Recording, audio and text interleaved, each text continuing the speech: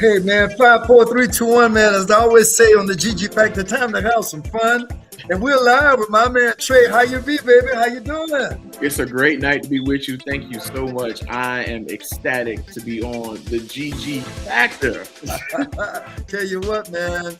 You know, you and I got some years together, man. Yes, sir. We've done a few shows together. I know I haven't had a chance to grace the stage as much as my partner Rachel does, but I know what you made of. And you know something? That's what I love about having entrepreneurs, entertainers, family men, people on this show to reflect that you can have a W-2 and you can be an entrepreneur too. You can be a family man too. And Trey Henderson, you are all of the above. And you know something I love that you've done with yours. You do it with excellence.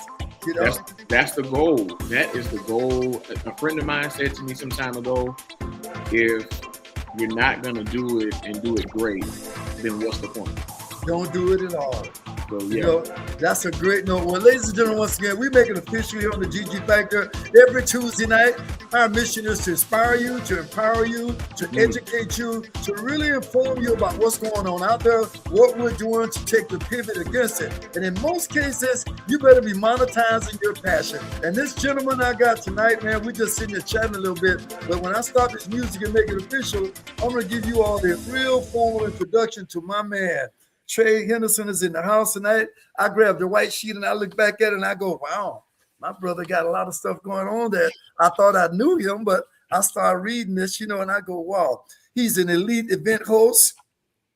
He's the voice of an artist, but what he works with the precision of a world-class host. And I know that because I've seen him grace the stage with me and as a host and as an entertainer. So I know what he's saying there to be true. I always say that, you know, he is the moment, man. He is the top tier excellence in this industry of entertainment, but he's a wonderful, incredible husband, family man, wonderful father. I've met the family.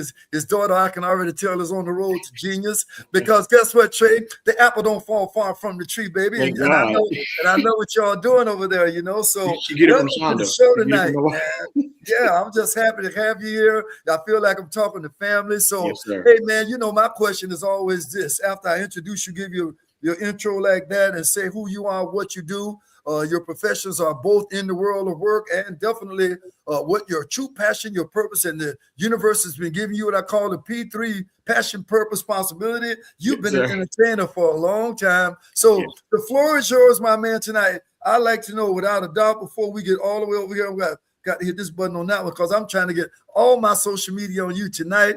We got you live here on YouTube, you're on Facebook, you're on LinkedIn, you're over there on IG, baby. I got you. So what is your why tonight? My man Trey, talk to me. Man, first of all, just cheers is water, but cheers to you for even extending the invite. And I'm so glad I could be here. Yeah, I'll do one of those, no doubt. Sir. Because it matters, man. I appreciate who you are and all that you do. And you talk about all I've done, man. As I sat, before I even tell you my why, as I sat and listened to and rewatched your interview over at Girl Talk, shout out to Rachel Brown. Okay. I said, man, I'm not doing enough. You know, man, don't even say that about me, man, because you know what, man, deprivation has been my greatest motivation, man. I'm a child of the 50s.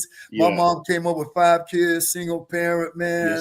And I'm so grateful that my brother, Nelson, was more like a father figure, man. I watched him go away to college. Trey, I was 6 years old. And I said, boy, he went to FAMU. I said, I'm going to FAMU, man. See, but that's and you know, you had no inspiration, man. I didn't meet my dad till I'm 50. So, man, thank you for the accolades. But I'm just telling you that so much happened in my life that fired me up, man. That's my point of making something. No, and it's clear, and it's clear, and I'm inspired by that. But I'll tell you, my why is simple. It's both in the healthcare world as well as entertainment. My why is creating moments that people will never forget. That's what it is. That's the baseline of my why. Gotcha. Whether it's a corporate thing, a wedding, citywide celebration, we've done those. What I found is that, and I know you can attest to this with the fact that you've been a pioneer in entertainment, people may not remember every single detail, though people try to put every single detail into the event. They don't remember every single detail. Exactly. What they do remember, though, is how it felt. And so as a singer, entertainer, you get that, and an MC, you want to make sure that we are curating moments that people are going to remember for a lifetime. And that's what it's about. The other part of my why is simple. It's trying to make sure I maximize the God-given gifts, the God-given talent. I want to make sure that I'm giving it all back. Yeah. And that doesn't always look the way people think it should look, especially from a Christian perspective. People have take issues sometimes with the gift looking different, but our assignments are different. Hello. So a part of my why is showing that this gift can operate and exist out of the normal places and still be impactful, still be effective, and you can have fun doing it. You know something, man? In the fact that you and I are in the industry, I got some years on you to trade. Oh, listen, yeah, you do. I've been in it for a long time, and you know what? The one thing you just said, man, you want to give back, and what you have done from a place that I always call it the 4 effect is always present. And I knew you would be the right guest tonight to quantify that the intrinsic, the inherent, the innate, the inborn in you. Yeah. See, no matter how much you try to run away from that, there is that innate foundation. Yeah, you get it genetically, but once you get out here and vibrate with what I call the concrete jungle, you find your way, man. Yeah. And everybody needs to know this, that I'm sure somebody obviously set up a platform for you through mommy and daddy or aunt or uncle or grandma or granddad or all of the above. And for me, man, my brother and my mom, man, my mom sung in the choir. My mom was put the big old AM radio on top of the refrigerator, and she'd be running around singing all the time. And I know a lot of my personality definitely comes directly from SMA Griffith, So knowing that, I don't even know your parents. I know they did a great job. And, I love what you're saying, that you being in the entertainment industry is totally just something that God designated for you. Because honestly, once you find it and you take it and run with it, you're the captain of the ship, man. Yeah. And I know you very well. You're very proactive. You're not just an entertainer and an elite host and all that. You're a leader. And that's what I love about you. Say you don't mind being put in the spotlight. You don't mind saying, "Put it on me. I can handle it, baby." I applaud you for that. Rachel always speaks about that because you and her have got some years in together now. Rachel and I have been working together almost 25 years, man. People don't know that. And it's crazy, man. I think it's funny. I thank God for the connection because, and that's not even to be deep. It's just crazy how things work. When I started going through the history, man, because I was working on something. Okay. And I started digging up some history, and I had to ask Rachel about a few things. And shout out to the Marcia Mitchells and the Valerie Tysons and Ruby Bakers. And shout out to all them folks. I can let you run past my sister name and act like you just throwing her in the. Now, when you say Ruby Baker, hold on, wait a minute. I gotta let you know, boy. Let me tell you something, man. I was just in church with her Sunday. And I was telling her because she has some issues with her throat. She stopped singing for a little bit. Right now, but she's definitely gearing up to do some other things. So let me tell you, I brought my sister here from New York City, Newark, New Jersey, and I will never forget the way she came into this town. And not because she's my sister, I'm saying this. What I witnessed, that when you said it too, when there's excellence, when it's innate in you, my sister was my lead singer at 12 years old. See? She was opening for B.B. King. She was opening for I read that somewhere. And then you realize when you're 16 and just can barely strap the bass on your shoulder, and she up there singing Michael Jackson like she been, So you say Ruby Baker, I can't let you just.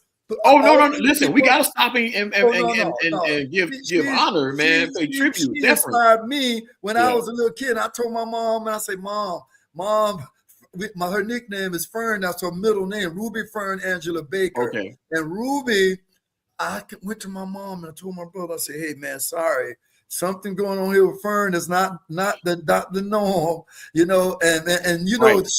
matured quickly. She had that Pam Grier afro going and the big old hips already. And she was about 5'7", and I mean at 13 years old, Fern really grew up quick and she took that baton, man."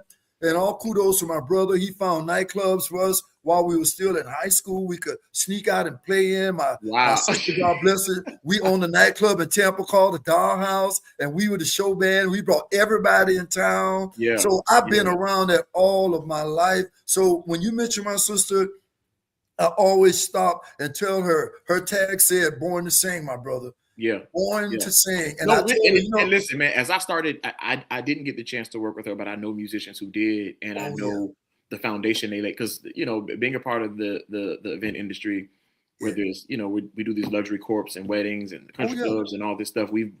The truth is, many of us have been around so many famous people. Sometimes we don't even talk about it because we sign NDAs. We've been flown here and there and worked for people. We've been in places that people have no idea about because we didn't take pictures and videos and that kind of stuff. You didn't do none of that. You know, it's kind of funny, not to cut you off, you know, but when you said that, and I realized when my sister and I were performing together at the Pier 66 over there on Fort Lauderdale Beach. It's been remodeled, by the way. Yeah, and Pier top. We were there for quite a bit, maybe a year or so.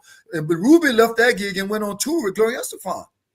Yep, she left that gig and went on that tour. Yep. I took that gig and took care of it for her. I went over to the old jazz room. You probably don't know much about the jazz room. No, that's before, way before mine. That's any old school people. Everybody who came in town after the show was over, they came through the jazz room, took over that gig for her. And I'm here to tell you, man, that wow, all I can say to you is you're right. In this business, I met Oprah Winfrey at the Pier 66. See? Her and Stedman came up to our gig, man. I mean, we met people who, and then she took my sister downstairs to meet her people and sing with them. But I know you've also been in certain, I mean, we've been to homes of people that some people just watch on TV. Oh, yeah. We've been to their house. Yes, sir. So, you know, we've been to Calabasas and New York and those kind of places. We've been to these folks' homes. So I just said that to say, you know, being in this event industry, I noticed how some people are now taking credit for a foundation that they didn't lay. And I have a problem with that. Yeah. So I started asking questions and looking around and trying to find history. And, you know, like I said, the Marcia Mitchells and those kind of folks who really did a lot of work. And what was crazy to me was, in talking to different people, the conversation always traced back to Greg. And I said, what? You're like, oh yeah, Greg. So Greg taught Ruby the business. Like, she could sing, but she didn't know the business. Greg taught Ruby the business. Then I hear, well, then Ruby went on to teach Marcia, who became one of the biggest names, as you know, on this corporate level. That's right. Business. She was one of the biggest agents, and even to talking to certain people in Palm Beach, man, who told me that there was a concerted effort to try to block Marcia because Marcia had become so self-contained. I want to say this to you, man. There was a level of racism in this town in the 80s when I came and started my first band in 1984. I wasn't gonna say it, but you did. Hey, man, let me tell you something. My first band had 4 blacks, 3 whites. Yeah. And every time I went to a club, they went to the white boy in the band, and the guitar player. They always thought he was the leader. And then when they found out that I was the leader, oh boy, I mean, and I really got to a point where it was almost like, well, do I really want to be down here in this madness? And I said, no, I'm going to play this game. I'm going to do what I need to. And you know why? Because I knew we had talent. Yes. And I knew that I came from a place where I'm not a quitter. I knew that. And you know, hey, back to the P3 theory, baby. Passion, purpose, knock, knock, knock. The universe opens the door of possibility. Yes, sir. And then, so this day, I mean, I'm performing this Saturday night in the #1 country club in the country right here in Boca, man. So for me, I always take it and say, you know, if you got something that you love to do, don't stop doing it. And when I went to graduate school and became a teacher, man, you know, I'm a retired teacher. Yes. Something said, don't go take that corporate America run. Because I got a degree in business and I almost literally totally exit the business. Especially because the money, you're thinking about the money of it. You got a family to take care of. And I'm glad that you are doing the very thing. Let's talk about that right now, because we can segue into things that I think are critically important. You have been able to have a dualistic role out here from the monetary position. Because I always say monetize your passion. Yes, sir. Monetize your passion so that you can hang around and have some legs and some longevity. And my brother, when I talk to you, you're telling me you're working in healthcare, and I already know you're an elite entertainer. So tell me, what was the pivot for you? How have you, I guess the right question is, how have you been able to juggle the world of entrepreneurship and over here in the world of the corporate America, and be, which I know, a great dad and a great husband and a great family man? Talk to me, man. How do you The manage truth that? is, they are more connected than they are disconnected. I mentioned when we started this discourse that my why was, of course, the God-given talent, but it's also the creating and curating of experiences that people will never forget. So I apply that same method in healthcare. What I happen to do in healthcare is patient experience. So I'm that guy that makes sure that things go well for patients when they're in the hospital. Nice. So I mentioned, and I use the term, it's one of those like buzzwords and catchphrases now. Everybody wants to say they're a curator of something, but I use the term because the term itself, cura, C-U-R-A, comes from the Latin, which means to care. So whether that's in the healthcare system or how we approach entertainment, you're going to realize we pursue excellence, we perform well, we do things the way we do them because care is attached to it. Yes. In fact, the term itself is so amazing that trace it back far enough, it used to be interchangeable with physician. So I tell people, man, we surgical with this. We surgical. We do this in a way that's so dope and so clean and so excellent. And that's always the standard. That's always the goal. So I've taken this entertainment passion and what I do there, and I apply it to business. And I call it the creative and the concrete. Yes. And I say concrete because, typically people tend to think of that day job, that regular 9 to 5 as something that's stable and steady and you don't have to worry about it. So I've coined that for me, the creative, the entertainment, and the concrete, which is my day job, because on that concrete, on that day job, I also get to be creative. I get to make sure that patients are having great experiences. I get to show that the system that I'm a part of cares. I get to work toward effort that makes the patient believe and feel and know that they're in the right place and that we are the number one health system in the community. I get to be a part of that. So it's really taking my creative juices, taking my God-given education, the God-given talent, the love for people, the care for people. Yes. And it's a repackaging of the same thing. So they're more related and so, more so true, man. You are hitting it on the head. And I knew that I would be able to totally concur with you because I've always taken that same mindset in the classroom.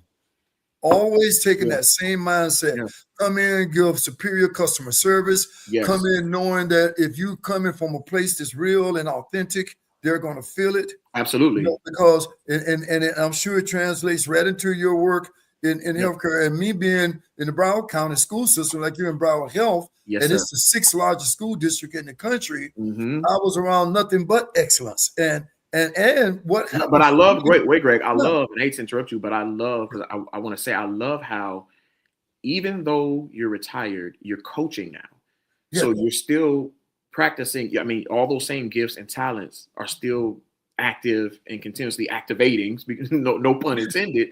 And you're still activating others. And then you're also doing your public speaking, which again fits right into how you educate, how you activate, how you make people connect, how you inspire people to use their gifts, how we get the gifts stirred. So it's a different iteration, but it's the same talent, the same gifts, the same passion, purpose, the 3 P, all that stuff that you was. I don't know all the P's. I read the book, but I don't know all. Passion, purpose, and possibility. But let me just say this, man.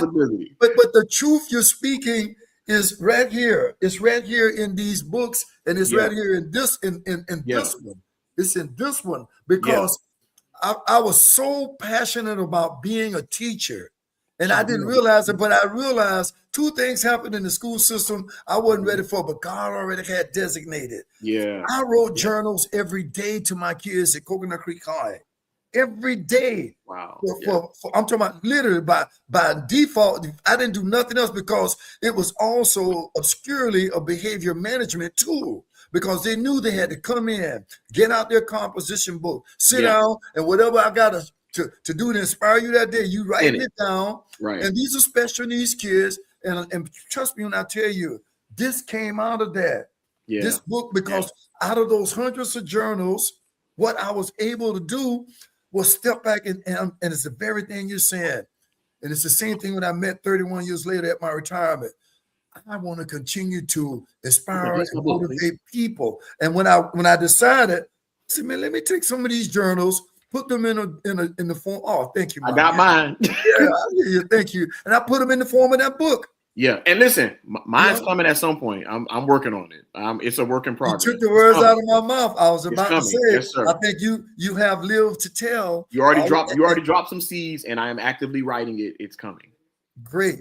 Well, you know I'm nothing but a phone call away to be of any assistance to you. Yes, you know, Michelle Obama said it, and it's a good juncture right here to bring it up. Your story matters, Trey. Yeah. Gregory Griffith had to look in the mirror and say, your story matters, Greg. Mm-hmm. And when I realized that and I started to write about it, and the epitome of all of that, can you imagine this book right here being placed in all vocational schools in the Broward County school system? Curriculum. And I was going to do the keynote that I've done for free, but they ended up giving a brother a very handsome 4-digit salary. I'm not mad at that.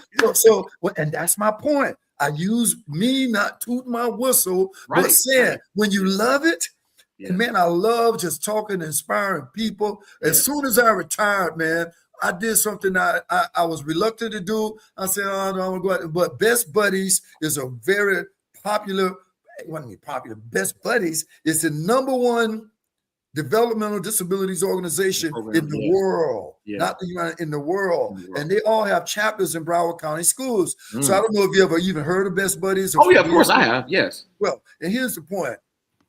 I said, well, I'm exiting out. Right back in 2003 when I left the system, and they had a big Best Buddies walk, and I decided to go out there. And the long story short, I just came and literally did like a free concert.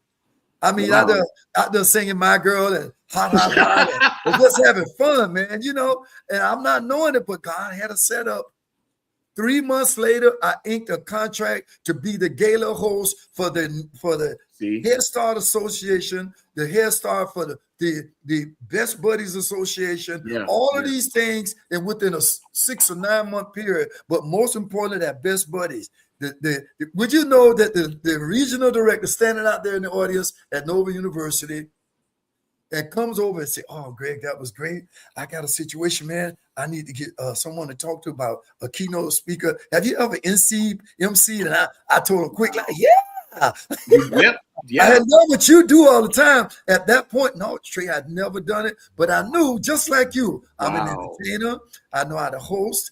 And she sent me all expense paid up to Orlando. Watch one of her MCs do a show because they're fundraisers. Okay, yeah. You know, can I get $5? Can I get $10? I want $100. Right. Come on, you can do better. And man, I went and watched him, took some recording, took some notes, came back, and boom, man. But I appreciate you study, and that's also a part of it. I think, you know, we mentioned balancing it all, and like I said, when I heard some of the stuff I know you do so much, but then, you know, when you hear it, it's like, dang, he really does a lot. I ain't doing enough. I think it's just about, you know, it's, in terms of balance for people, it's structure, it's standards, it's treating whatever we do and however our gift is activated in that moment, whatever iteration of our gift is being activated, it's treating it like it matters, because it does. It's about being disciplined enough, being selective sometimes with your time. There are times I take gigs and regret it, but for the most part, you'll be called selfish a lot, Trey, and it's not over. Well, the funny thing is, I heard you your family members right down to right in your house sometimes, you know. But if you're going to be great at a thing, I thank God for my family being understanding. But here's the truth: if you're going to be great at a thing, they used to say it takes 10,000 hours to master a thing, and now everybody's a legend, everybody's an icon, ain't done nothing, ain't inspired nobody, don't have nothing to show for it, got one song or one this, and they're legend. That's not what it is, and that's not true essence. They haven't helped anybody, haven't built anybody, haven't created leaders, wild leaders. They haven't done any of that stuff, but we around here throwing out legend and icon and all these terms because people don't really know what they mean. Exactly. But the truth is this: and I heard Michael Jordan say this with a group of people.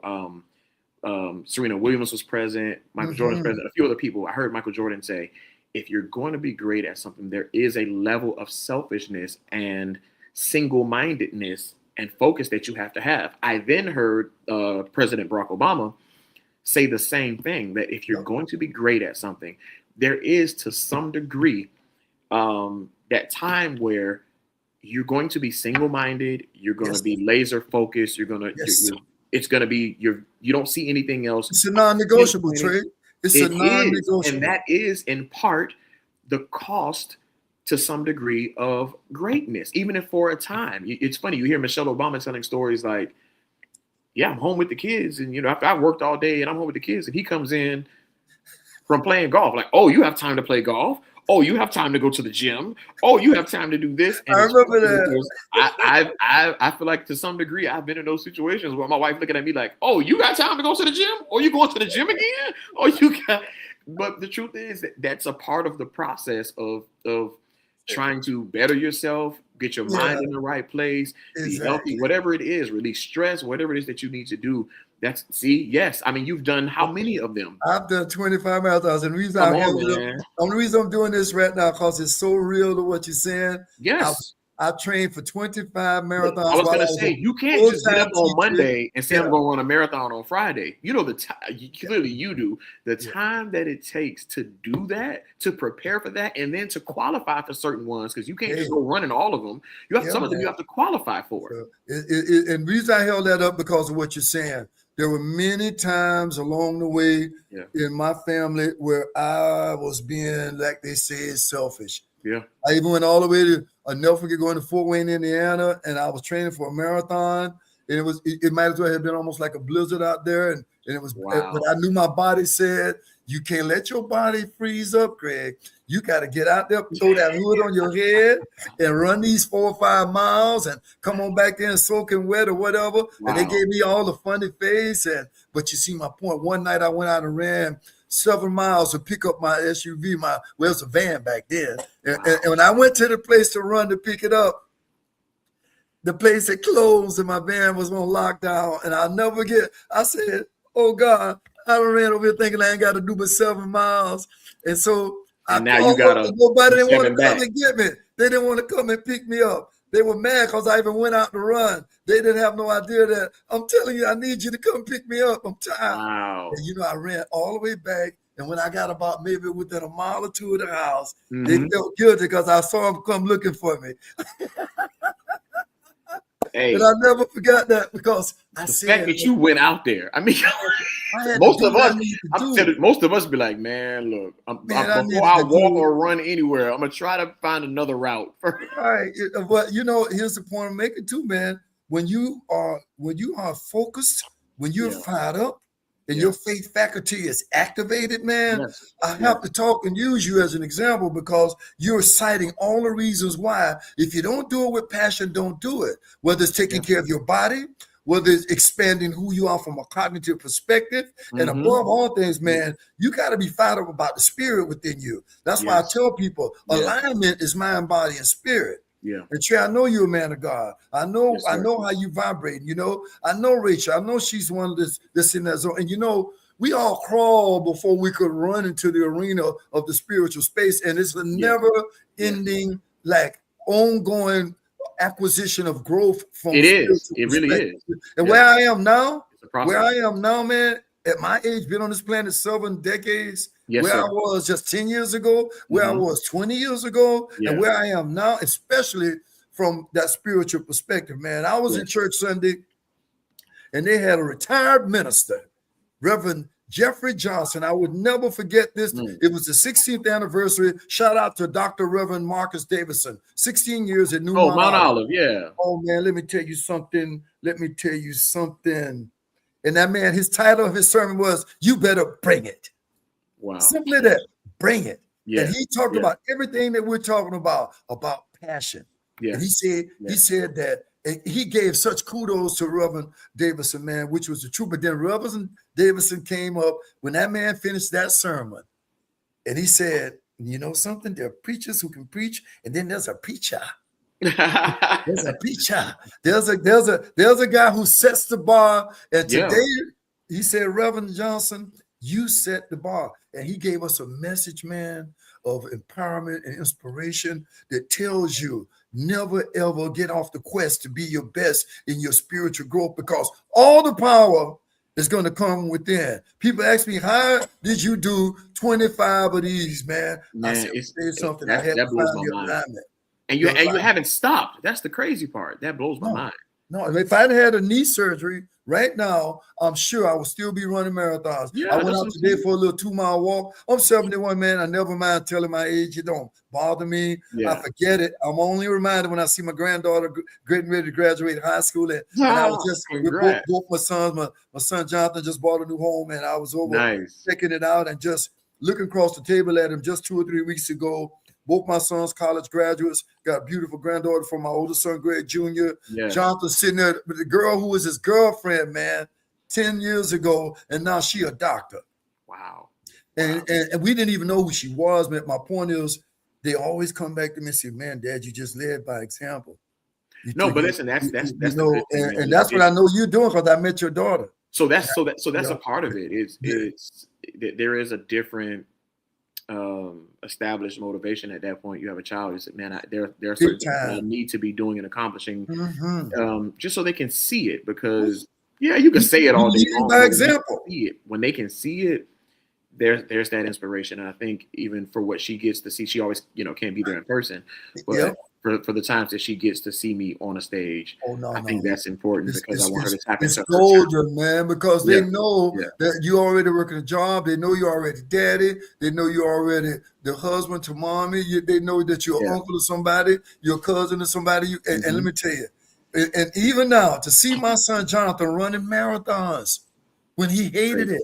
He was at Flanagan High School with me in cross country, and I kept telling him long before I had any of the medals behind me. I said, man, because he was playing soccer and football and basketball, but he leaned more and went into basketball. He walked through the door now, he looked like an NBA point guard, bro. And I told him, I said, man, if you run this cross country during all season, when you go over to get your conditioning will be so amazing on that court.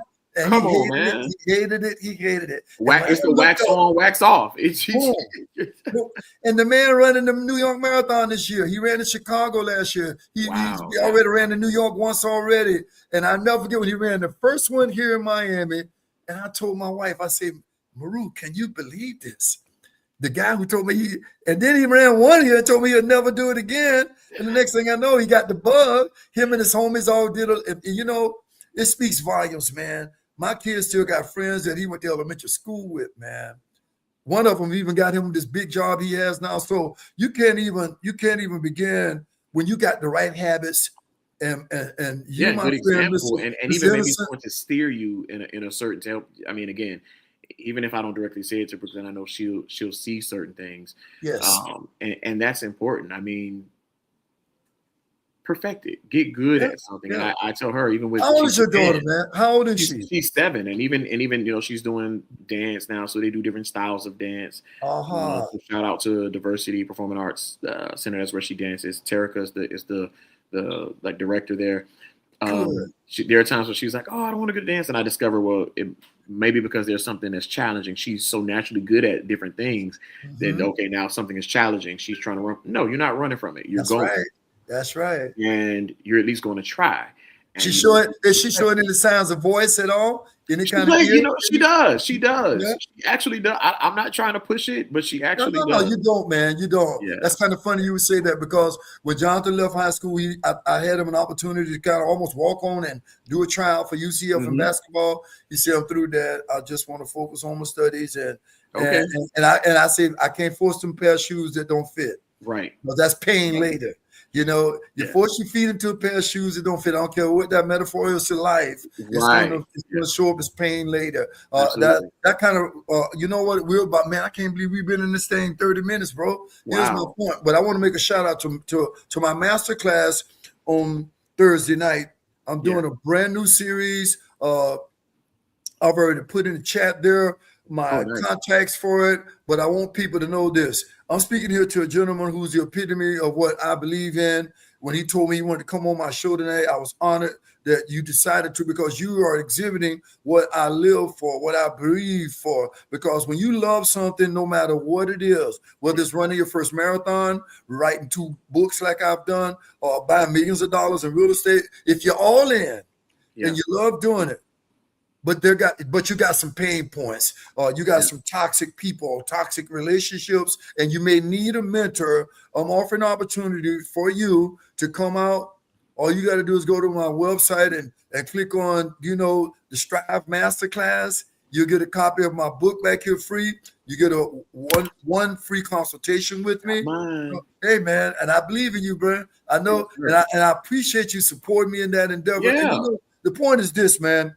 We all are given things that we should always be in that place of giving back. And yes, I don't even want to sit and disclose to you the high $1,000 level I've got invested in this intellectual property here, Yes. But every day now, my prayer is that my intellectual properties will inspire and empower other people, that they will first and foremost define themselves.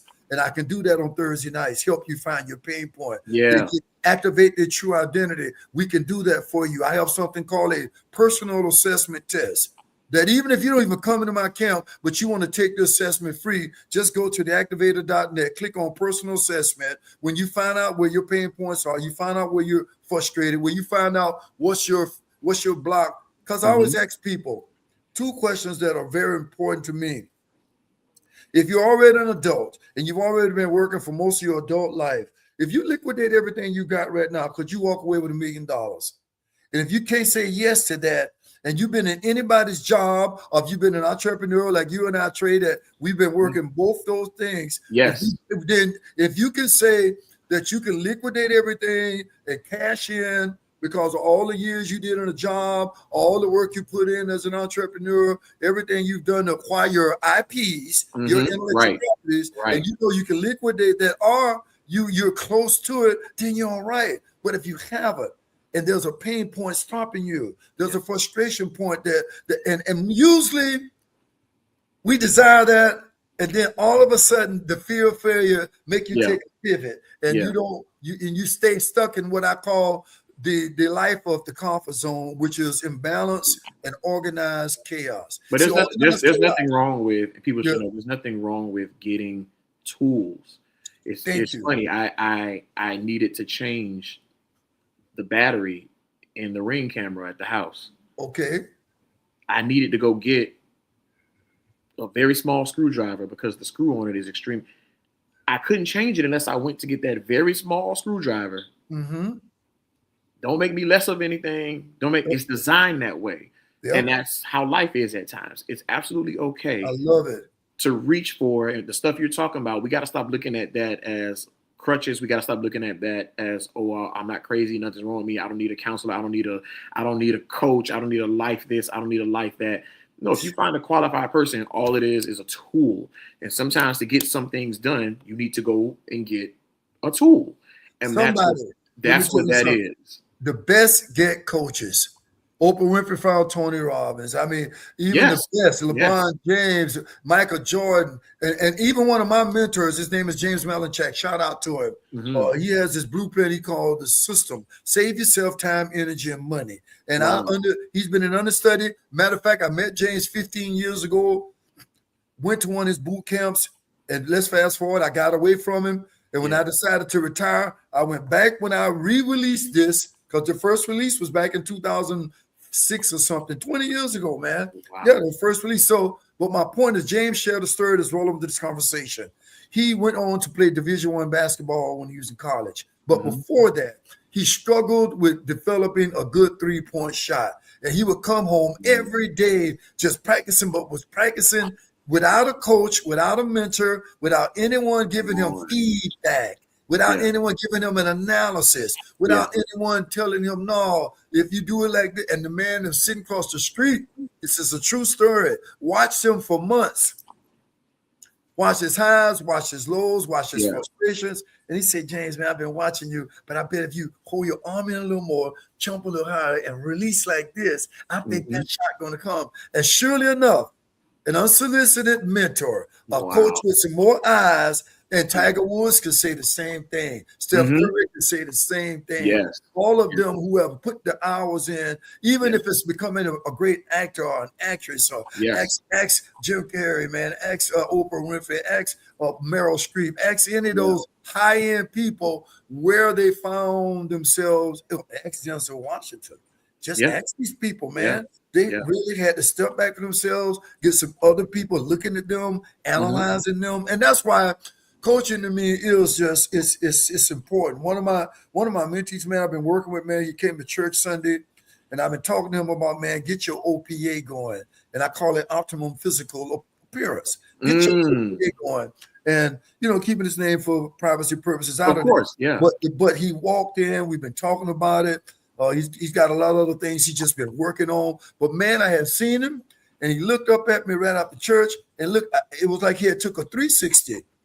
And he told me, he said, man, you've been working with me, and I'm feeling this. And I looked at him and I said, man, I see the difference. My wife will tell you, we both looked at him and go, yo, bro, hey, wait a minute now. It's working. I'm trying to pull you up, but I can see, and even his swag different. And he's been in my camp with me for about 3-4 months now. And I met him in church that same way with those pain points. And not that he's eradicated everything, but he has awareness. But it's the process. But it's again, he's moving along in the process. That's the thing. You got to start. The thing you just said, nothing happens if you don't get started. So I'm just grateful that you just happened to hit some key points tonight that you share, So let's do this, man. I got maybe about 10 or 15 more minutes. I got some key questions here I just want to ask you about. Please do, man. I'm gonna give you a quick answer. Well, we kind of inadvertently have hit quite a few of them, like when I heard about your passion for the business has been clearly acknowledged. When was it solidified, though? That's one of the things I want you to talk about, because people know you got to go through to get to it. That we're always what I call WIP, baby, work in progress. So, Trey, when was that aha? We all had them. I got mine way back at 16 when I was playing nightclubs. When is your aha to say, you know what, man, I like this singing thing. I like. Do you play an instrument at all? I dabble on drums. I don't really tell people that. I actually started in church. I was playing drums. Yeah. But vocal is your main thing. That's my thing. So the question is loaded. When did the light bulb come on? When did Trey say, I got this? I don't know. I think I realized at some point outside of the entertainment world, in church, of course, when you started being asked to do this. So you're a church boy singing in the church. That's good. Oh man, you got a gift. And that's what drew me to it, was the music. Oh man, you got a gift. And so I knew then at a certain point, I started realizing that I was different from some others. And then that led to doing background for different people and doing background for friends. You ain't get paid. But we can't your etiology. We have to go through the anthology. Okay, let's go back here. Well, listen, let's micromanage your journey to 2026. So you started in church, right? Yes, singing in the choir. Yep. Did you do chorus in middle school and high school? Did gospel choir in high school, because they realized like, oh, we can't. We got to tell the story. I tried to hide it. We got to open it up, because here's the point: it's never too early to see your greatness manifest. Yeah. And like me playing trumpet at 12 years old, my brother come home from college, give me his trumpet, and that was it, baby. That was it. Yeah. And 4 years later, when I'm 16. He takes me and buy me a bass guitar. That was it. That was it. And so I can tell. So you going into school? Talk to me now. In fact, let me go back and be a little bit more, because we talk about, and we started the discourse with this, that pursuit of greatness and excellence and doing things the right way. Man, I don't know about you. I grew up in Black church. Oh yeah. I grew up in Church of God in Christ, and when you on doing stuff like playing the drums, if you're on the drums and you ain't playing right, you dragging, they will come get you off the drums in the middle of service where everybody's watching. So you get that tap on your all right, and before you know it, the drumsticks up here because somebody else got them. They'll took them out your hands and they'll slid you off the stool. Okay. And you standing there like, well, dang, what happened? You don't even. But that's what was instilled in you. In us. you were gonna learn your music, know your stuff, prepare. You shouldn't be the same um the next year as you were the previous or Oh, the no, prior year. no, not You at should all. not be the same. Not And at all. You're absolutely right. that whole thing of anything will do, that thing of oh well, it's all right. That was unacceptable. Mm. That low bar stuff was It unacceptable. doesn't work. So let me ask you a question, man. So you get through high school, you've already started singing. Did Yep. you start doing any kind of, when did you start doing club work? When did it happen for you? So First of crazy all, story. let me, I was doing yeah, background for friends, and I didn't even know this whole corporate world existed in the sense that I do now. I didn't realize it at the time. yeah, I'd done backgrounds for friends at weddings, singing for free, man. I'd yeah, done a couple of events with some friends where they just needed background singers, and I'm doing that. Of course, I'd done some gospel artists by that time where you're doing like church concerts and that kind of stuff. I'd done a few private parties where it's like, oh, a friend of mine is singing and they need a few background singers, that whole thing. yeah. And then I went to see, and I told her this story. Shout out to Valerie Tyson. I Okay. heard her name, Old school. right. Heard her name, had not seen her. This is years ago. I was so young. And when I told her the story, she was like, oh man, that was so many years ago.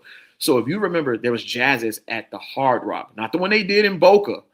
It was Jazz's at the Hard Rock. Uh-huh. A friend of mine said, hey, let's go see Valerie Tyson. I was like, man, I heard the name, but never saw her. Okay, cool. Let's go see her. Went to Jazz's, which is at the Hard Rock. I don't even know what year this was. I was young, probably had like a 32 waist, was slim clothes. I was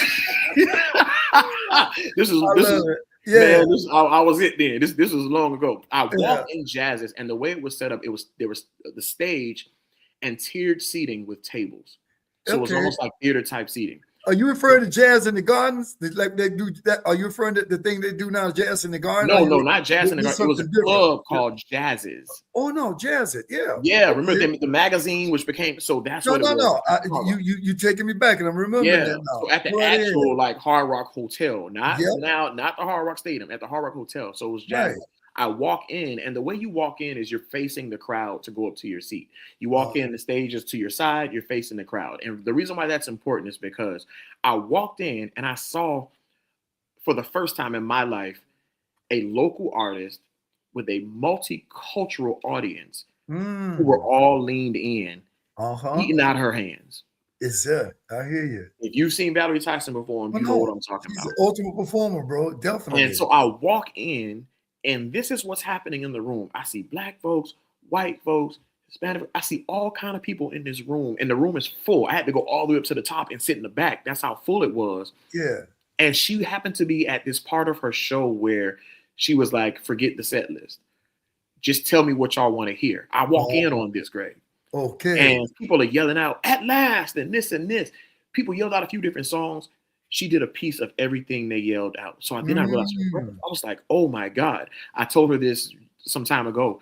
I said, not only was I inspired to actually do lead singing on my own, outside of my norm, but I said that night, I said, God, if I pursue this, I want what she got.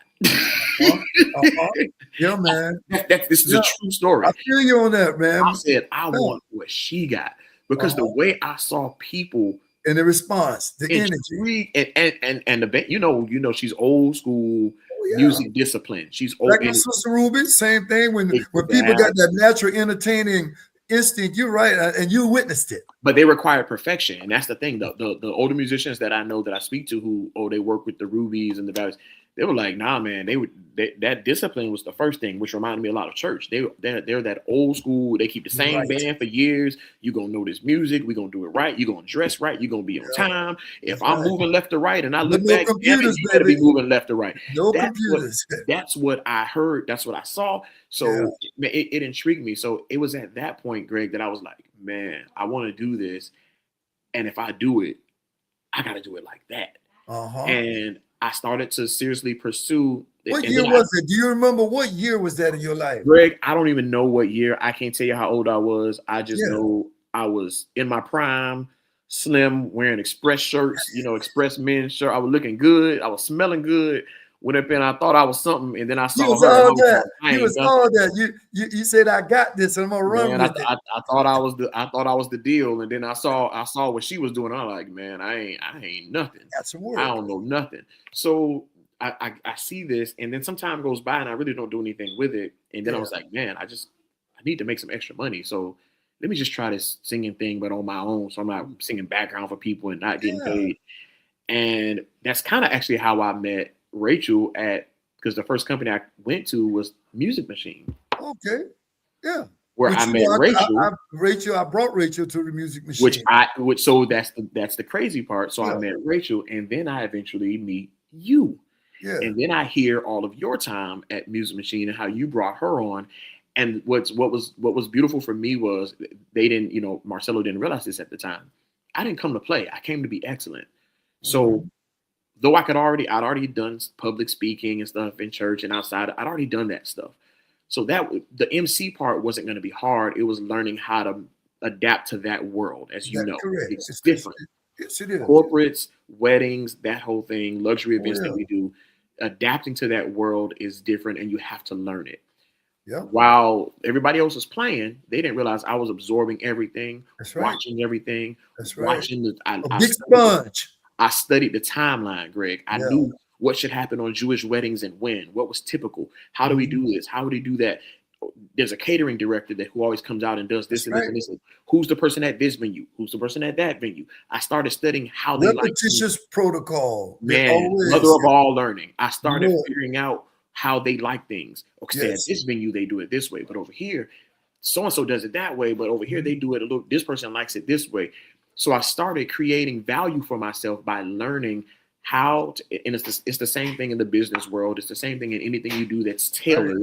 I started learning how to tailor my approach for where I was going. Excellent. How they like things, how professional we need to be, how we show up, how we deliver, when we take breaks. I started learning and paying who were the actual planners, not just the catering person. How does the planner like things? Are they a fast-paced person? Do they like things to move more slowly? Do they really want you to be on top of the timeline to the minute? Are they so concerned about the timeline, or they just want people to have fun? Which ones care more about the fun? Which ones care about the timeline? Which ones care to make sure that if they're standing in the room, you're doing all the things that they said just do? Which ones care about smooth transitions and segues? If I go from a speech, we need to be underscoring it with music like we do in church, so that there's no dead air and no dead space. I started figuring out in real time, as we went from event to event, how that happened, and I started to cater to those very specific needs at all these different venues for all these different people, and you know how that goes. And you know something? I want to interject and say this to you. Yeah.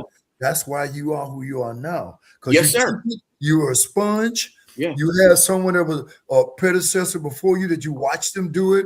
And we see in a more broader base, it was the same thing that happened with me with becoming a band leader. Yeah, and becoming someone that can run bands, have some sort of innate ability to pick the right people with the right chemistry. Right. And then you had to understand there are non-negotiables on every level of this. And the fact that you came in the way you came in, it's the same thing I tell Rachel. I say, you're like a sucker. You never been on the chitlin circuit. Yes, I heard that. You don't know what it feels like to be out there in these nickel and dime places, but you know what? You go through to get to. Yeah. And God bless her. And I'm not saying it because all she did was come here. And it's the same thing that I've always told people. Relationships will always be the new currency trade. Always. Yes, now you got to bring it. You got to have credential. Absolutely. You got to show up, but somebody knocking on that door. I heard one of the people who are now, this black woman been in the military, I went through a divorce, went through all kind of stuff. And she decided, just like you, she said, well, speaking with the analogy to the speaking industry now. Right. Anything like you that let me take this, let me take a little bit of this. And she decided to dive in. Yeah. And it took her almost 10 years, but in her first 3 years after she got to that point, the woman made $28 million in 3 years. Wow. Because she decided, I want to be top shelf. Yes. I want to be, and I can tell that about you, man. I'm going to move these questions a little further because I want to make sure I touch base on a few things. Now, in your work that you're doing in the corporate world, does it require that have you been to college for that, or you have a degree in any area of study, or where's your expertise coming from on the corporate side of it? Have you? On the corporate side, I'm actually in class in a cohort right now for another certification. but I do have a degree in health administration with a concentration in management. Go Boom. to my LinkedIn to find out more about me. I ain't gonna give it all to y'all, but go to my Yeah, LinkedIn, Trey yeah. Henderson. Go there and you'll see my corporate and some of my entertainment work. But yeah, Excellent. so where I am now, especially in management, uh, it most often most places now want to see a degree. Yes, Oh, you definitely. can do certain aspects of my job without it, but I just recommend you being fully equipped, and of course, you leveling the playing field to some degree, especially being black. You want to fully equip yourself, so you definitely should at least have a bachelor's, and I do. Yes. That is excellent. So, in that line of work, how long have you been actually working in that arena? Um, I think I've done hospitals now for over 10 years, at least 10 years. And then Hmm. in music, it's been much longer than that. Yeah. Well, I just wanted my audience, our audience, who we're talking Yeah, of course. Ask. to That's why get I'm the here. reality of people who decide, even while they're working a job, that they can take a pivot and monetize their passion.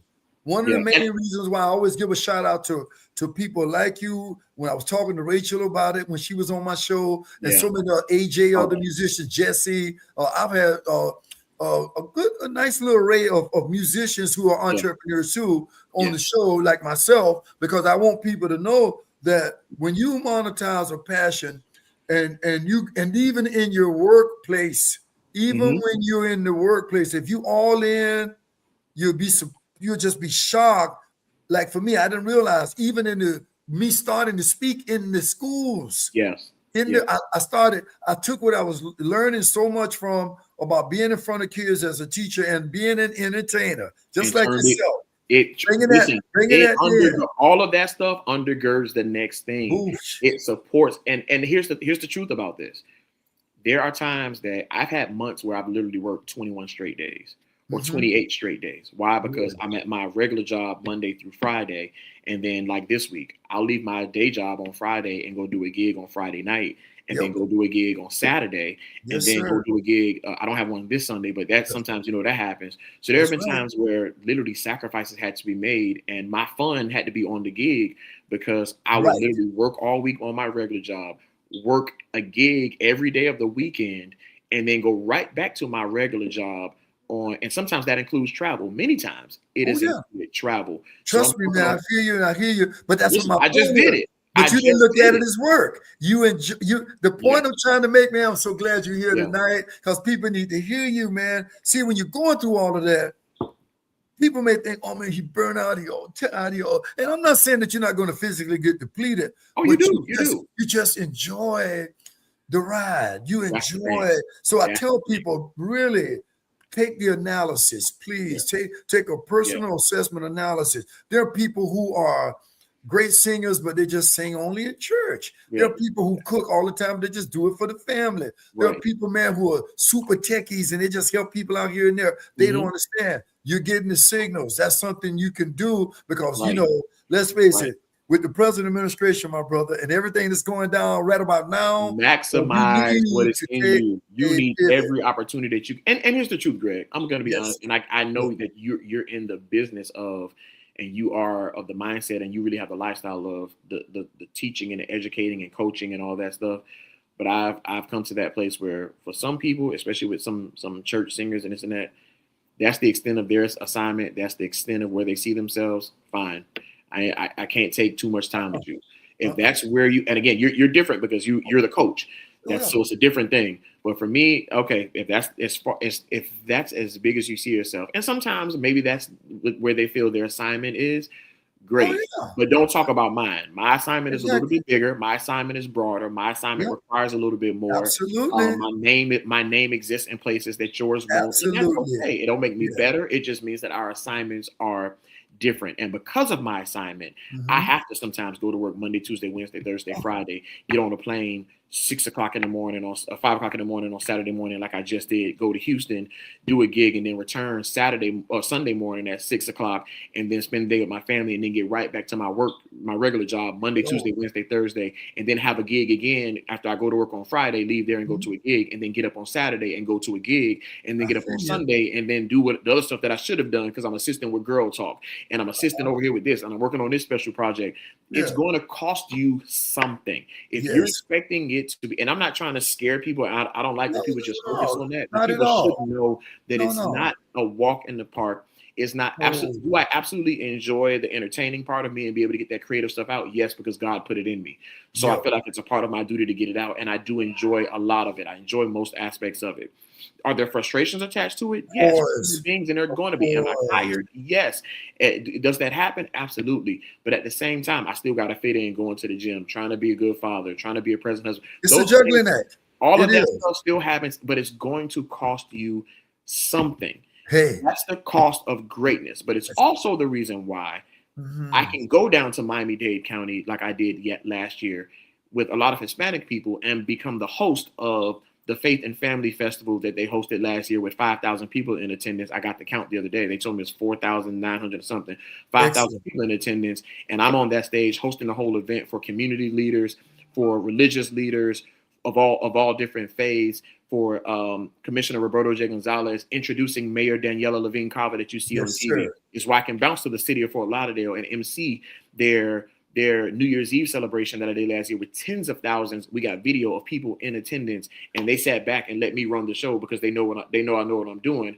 And I stood on the stage with the mayor himself, Mayor Dean Trentellis himself, and we did the official countdown. Myself and the mayor did the official countdown for New Year's Eve. Me on stage with the mayor. And you know why? And you know something? And this is when I say this. With the Commissioner Marlon J. Bolton and host their event to honor firemen and to honor the police department. And the man gave me his speech to read because I'm such a good speaker. The mayor gave, the commissioner rather, and vice mayor gave me his speech to read to people. He didn't even get up and do his own speech. He wanted me to deliver his speech. Greatness is going to cost you something, but there's so much to gain from it when you are precise, when you focus on your craft, when you make sure you get. I told my wife there are times that I leave an event and people are like, "Oh man, you did so great! Oh man, it was so wonderful! Oh, we just loved it! Oh, it was so great!" I'm in the car thinking, I should have used that word. I could have transitioned to this better. I could have, but that always critiquing. Yeah, man. That's the thing, man. It's the cost of greatness. And you know the blessing of everything you're saying is the culmination of those days when you were just in middle school. The culmination of those days in the church choir. It really is. It's the chitlin circuit for nothing that you just do it. And Greg, but before you continue, I know we got to go, but let me say this. I know I say a lot of things about Black church, but the truth is this: I'm critical of certain elements of the church as a whole in Black church. But I also say that it was the ground that prepared a lot of great musicians, singers, thinkers, and a lot of orators, people that we know came from church, if we're being honest. And we got from church what we could never pay for. We got the chance to stand before people.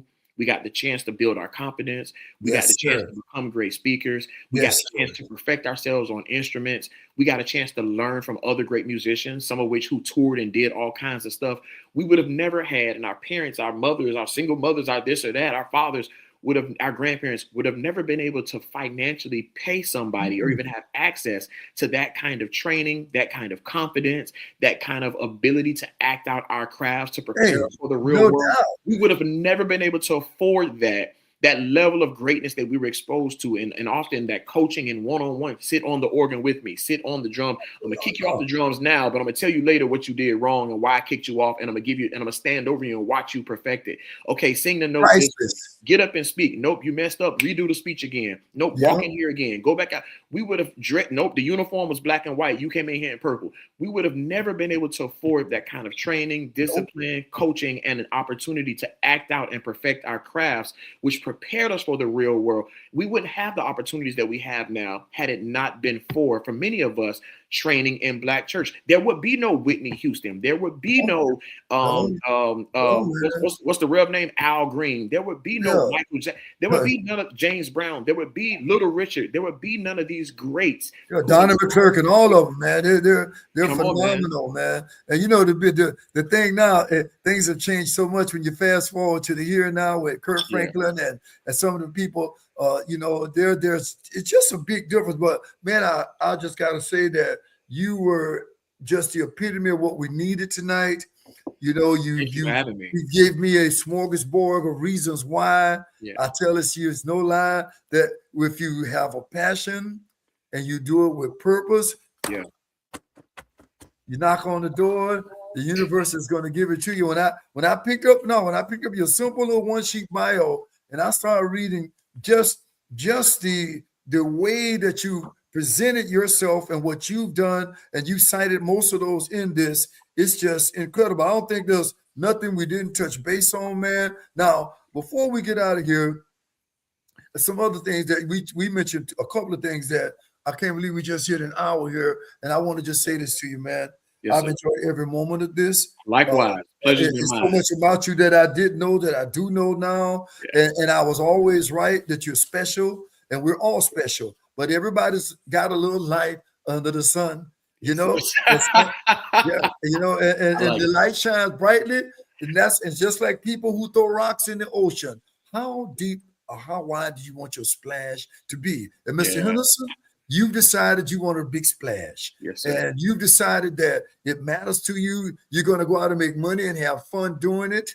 And I tell people, as long as you can understand you like doing it, you're not just motivated by a paycheck. You like doing it. You found a way to connect with it. It's like I say, the 4I effect. It's innate, intrinsic, inherent, and born in you. You activated it. Yes, and sir. see, you said something before that I'm going to end this on a very positive note. You are functioning at your maximum potential. You're not no example of overkill. When people ask me how do I run 25 marathons, I always say, you know what? I guess because I could. Right. I decided I wanted to run. Yeah. And what I didn't realize, just like you probably can say about anything else, is once you get an addiction to anything that's good for you, you forget about it being work. And physically speaking, also, you know. So my wife handed me my hat that I got to put on to represent you tonight, and I always wrap it up with this. It says, "My man, you keep God first. Yes, sir. You do everything that you're supposed to do to recognize that you do live in balance." You tell people this for me, and before I start my music, I want you to give them a shout out as to how do they locate Trey Henderson? How do they find you for a job? Are you doing any performances that are local? Or are you still mostly in the corporate private arena? I know, like me, I don't do a lot of. I do one job in Boca and one over in Naples that the public can see me, but everything else is behind the scenes. So it was private. I try to post that stuff on my IG, so you can follow me at the other Trayvon. Of course, you can always go to TreyHenderson.com. I'm on Facebook. I'm on LinkedIn. So I try to mainly post that stuff on Instagram. Very few public gigs. I will occasionally do some public stuff. I've done the Runway 84 here locally. I've done Lorna's, which is a great hang, R&B, the R&B soul kind of music. Yeah. So we have stuff for different audiences, and I will post and let people know when I do that public stuff. But yeah, mostly private. But the truth is this: we still, get our little sneak peeks and videos. Follow you once again. What's your handle to follow you on IG and Facebook? At the other Trayvon. The other Trayvon. Yeah. So I just want to make sure I've done that tonight, because your episode will be archived, or it'll be there for people. It's going to breathe a little bit. It's going to have legs on it. So if you ever want anyone to know about what you're doing, I'm glad you gave that shout out, man. It's on the screen now. It's on the screen now for you. The other Trayvon. Oh yeah, without a doubt. So listen, my brother, I love you. There's nothing you can do about it. I appreciate it. Thank you so much, man, because we need more examples of people who lead by example. And Trey, man, I like I told you, I even told you when I met your beautiful daughter, what a great job you're doing with her. She's such a loquacious, extrovertic, or just gifted individual. And I say, well, daddy's like that. Yes, sir. You did. You absolutely said that. Wife, they like that, So I know that all I can say is more blessings to you. Yes, sir. Keep doing what you're doing, because I know the best for Trey Henderson is yet to come. Thank you, my brother. Thank you, sir. Keep inspiring. No doubt. Blessings. Hang on a minute.